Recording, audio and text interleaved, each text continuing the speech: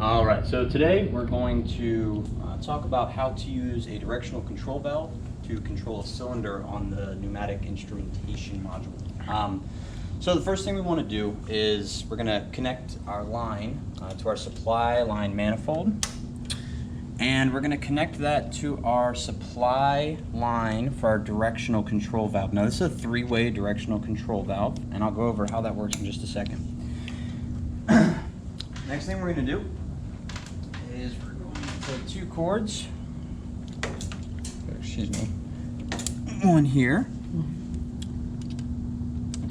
all right, and the next one, we'll call this our A and B valve, all right, to our input and our output for our cylinder. Now, just kind of brief overview. The way a cylinder works is on the inside you have a piston. Now this piston is going to extend and retract, okay?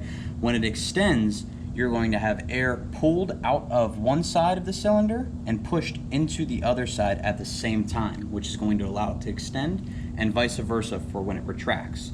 Therefore, the piston will not retract or extend by itself with one supply of air. It has to be a closed connection.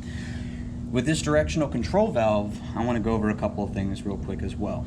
So when the handle is not being moved, there are, if you look at this little symbol here, there are multiple different sections.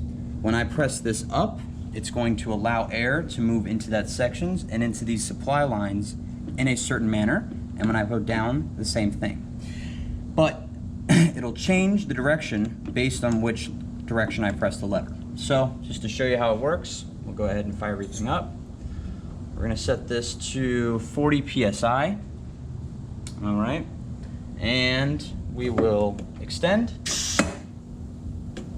and we will retract. Essentially what's going on is air is being supplied based on where I push this lever through one of these valves and is being pulled into the opposite valve and is being released from either of these two exhaust ports. And that's how you operate and set up a cylinder in the pneumatic instrumentation module.